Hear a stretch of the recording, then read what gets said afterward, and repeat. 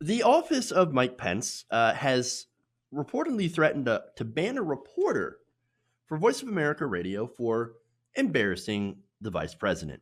So now this goes back to when Vice President Pence had visited the Mayo Clinic and did so without wearing a mask. Now, the mask wasn't to protect the president or the vice president. The mask is to protect everyone else. That's why almost everybody in that photo, just about everybody except for Pence, is wearing a mask. It's so that we protect each other, right? Especially if you're in a place where there is coronavirus present. Uh, so now he didn't wear a mask, and his excuse was, well, I didn't know. I had no idea that we had to wear masks here. Nobody told me. Well, this reporter actually was like, no, that's not at all true, because we're the press. We were all told that yes, if we're going to go into the Mayo Clinic, we all have to wear masks.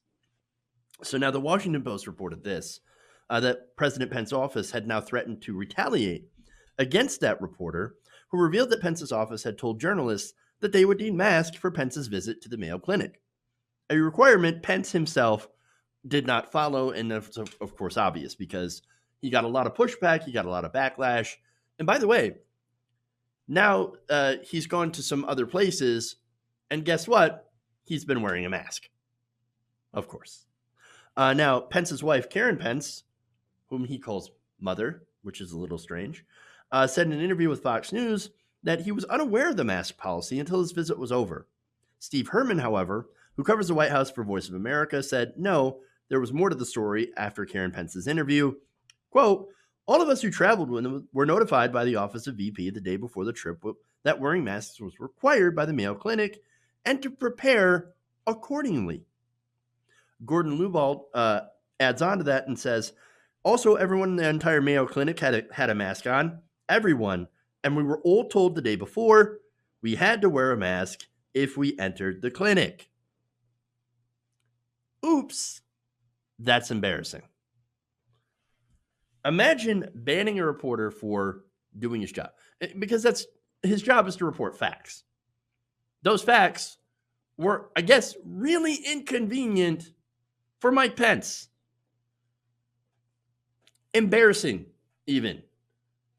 Well, again, because he was caught in an obvious lie. Like, yeah, my office told everybody about the mask, but didn't tell me. No, that's BS. You absolutely knew. Which means, of course, that he did it for a reason.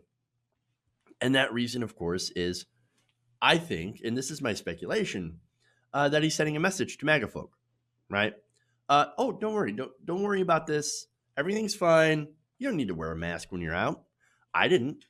And look, even if it's an unintentional message, it's still a message.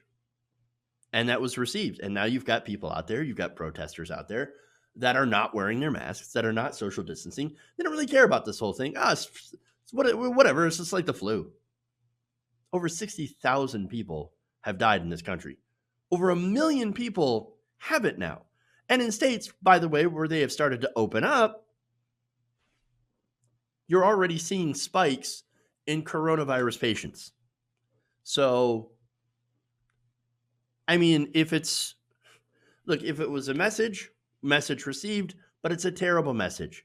If it was a mistake, and I don't think that it was, I certainly don't think that it was, it's one that, put people in danger, put himself in danger, and you shouldn't be going after the reporter who pointed that out. No, what you should have done is take responsibility. Okay? Take responsibility. Just admit, yeah, look, I made a mistake. I didn't wear a mask when I should have.